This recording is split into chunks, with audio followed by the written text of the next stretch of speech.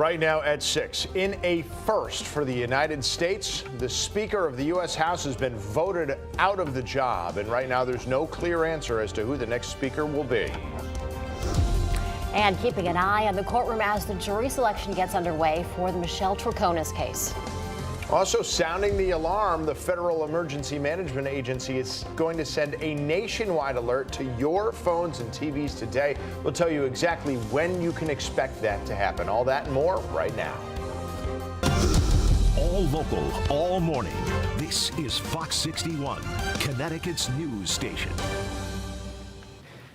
6 o'clock Wednesday morning. Thanks so much for being with us here at Fox 61 and Fox 61 Plus America areas. And I'm Tim Lammers. Good morning to you. Our last blast of summer continues today as we get over to meteorologist Matt Scott. Matt, foggy on I-91 coming in almost dangerously so. Visibility in the Connecticut River Valley is down to a quarter mile in Hartford. Believe it or not, that goes down to Middletown, and the rest of the state is okay, believe it or not. Another warm, sunny day, followed by another shot at some record heat later on this afternoon.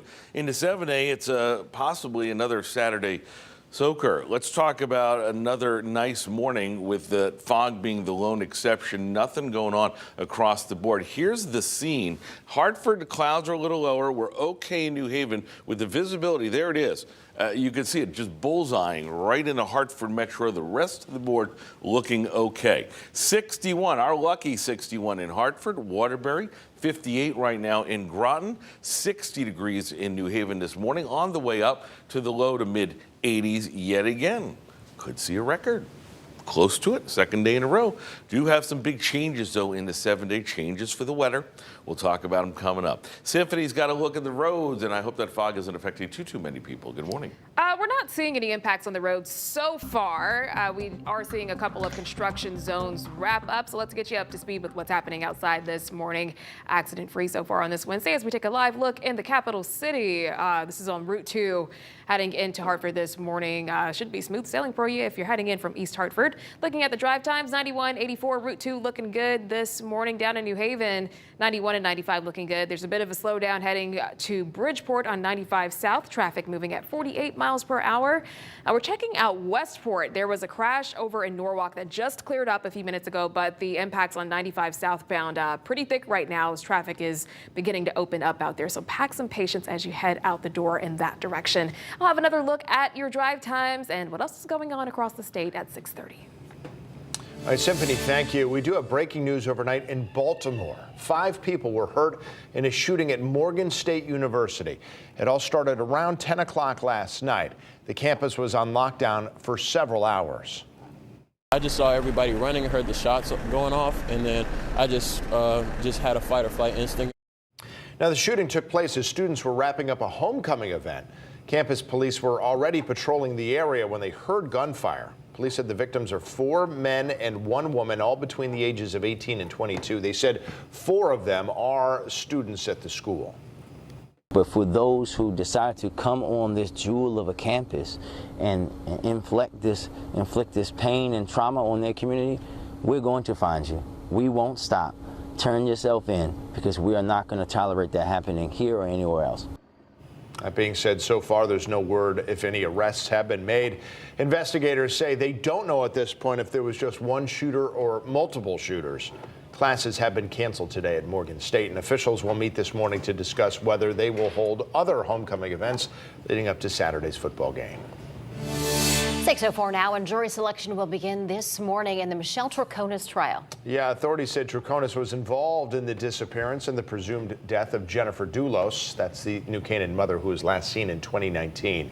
Fox 61's Brooke Griffin is live in Stamford outside of court with more on what we can expect to see today. Brooke, good morning. Good morning to you both. Michelle Troconis has been in and out of this courtroom for more than 4 years, often having to travel all the way back to Stamford from her current Colorado home, really go back and forth. But now today she is here in town again to watch as the jury selection begins for her own upcoming trial. Jennifer Dulos was reported missing back in May of 2019. That's when all of this really started. Her body has never been found to this day. Police have said they suspect her estranged husband, Fotis Doulos killed Jennifer and disposed of her body. They believe Michelle Troconis, his girlfriend at the time, helped him in some way as well. Fotis Doulos took his own life back in January of 2020 while facing murder and kidnapping charges related to this case. Troconis pleaded not guilty to a conspiracy to commit murder charge, which is where the jury selection process begins. Today, the attorneys for both sides will begin to question dozens, if not hundreds, of potential jurors to sit in on the January trial. Both attorneys and the judge will have to vet and decide on 12 jurors and at least 2 alternates for the panel that will decide Troconis' fate in just a couple of months. Her attorney has asked for the trial process to be sped up and even be moved over to Hartford. The judge has denied both of those motions. If we're going to have just jury selection, which is going to take probably at least a month and perhaps longer, and then then have a break for a couple of months and then start over again, that poses both a financial and personal burden to my client. And of course, as this trial and this jury selection continues and moves forward, we're going to have updates throughout the entire thing. Stick with us both online and on air. We'll have updates throughout that process. Live in Stamford, Brooke Griffin, Fox 61, Connecticut's news station. Okay, Brooke, thank you for that report.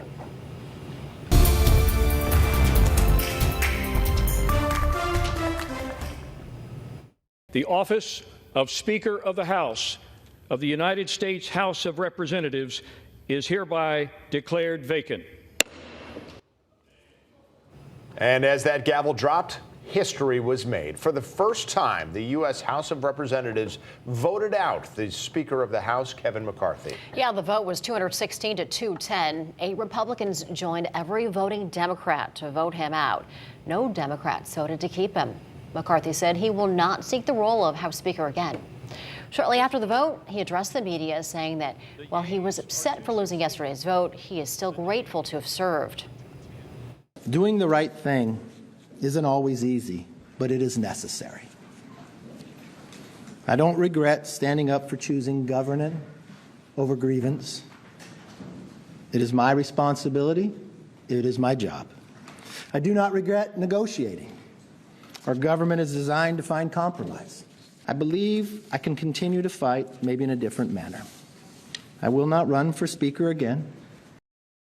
Now, the vote to oust McCarthy was initiated by Florida Congressman Matt Gaetz. He cited McCarthy's reliance on Democrats to give the necessary votes to avoid a government shutdown last week, and accuses the former Speaker of working against his party. We've got to be able to assemble a governing coalition. We have to build from a place of trust. The reason Kevin McCarthy went down today is because nobody trusts Kevin McCarthy. Kevin McCarthy has made multiple contradictory promises, and when they all came due, he lost. Now, keep in mind, in order to get the votes to become Speaker of the House in the first place, McCarthy agreed to a rule change that would allow any single lawmaker to force a vote and oust him. And that is exactly what Gaetz did. While the process now begins for House Republicans to select a new Speaker, there is an interim. Republican Congressman Patrick McHenry of North Carolina, he is going to temporarily lead the House until a new Speaker has been named. Well, this morning, the work continues to address an issue that has been plaguing Connecticut roads. We're talking about wrong-way crashes. Yeah, crews are out there this week installing wrong-way detection and notification systems at problem spots all around the state. Fox 61's Angelo Bavaro is joining us live at one of those spots in Southington with more on how these new systems are going to work. Angelo, good morning. Erica, Tim, good morning. This is I-84 westbound, exit 32. This is a problem that is infamous for these wrong-way drivers, and that is why the DOT has installed one of these new alert systems at this location. So take a look for yourself here behind me. You can see those wrong-way signs there, right there on the ramp, with those lights attached to the top of them. Now, the numbers really telling the story of this issue. The DOT says in 2022, that was the deadliest year in recent memory involving these wrong-way crashes. 13 crashes resulting in 23 deaths. A state law went into effect on Sunday, directing the DOT to install more of these alert systems, like the signs with the red flashers on top of them, with tens of millions of dollars allocated for these projects. And also part of this effort, public awareness and education campaigns. The DOT says virtually every single wrong-way driver is found to be impaired by alcohol. And we're going to do our part with the engineering, the education, some enforcement, but we also need people to do their part. Drunken driving is a dangerous decision, but now we have substances and the legalization of marijuana that could impact impaired driving. And the sadness is when you see loved ones that are left behind and people that are devastated by these kind of preventable tragedies, it really is important for all drivers to rethink getting behind the wheel.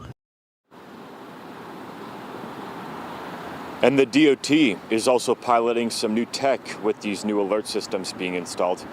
That includes real-time police notifications, so some of these signs will actually send an alert directly to state police to see if they can intercept one of these wrong-way drivers.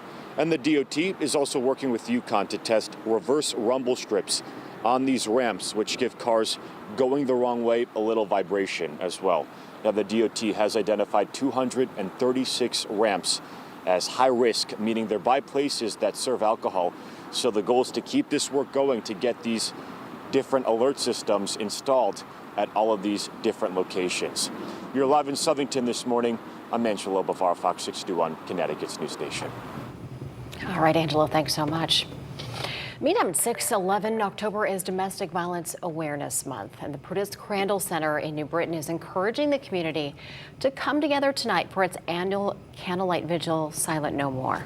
This year marks the agency's 50th anniversary, providing care and advocacy support to those who need it. If you or someone you know is in need of help, the National Hotline for Domestic Violence is at the bottom of your screen right now.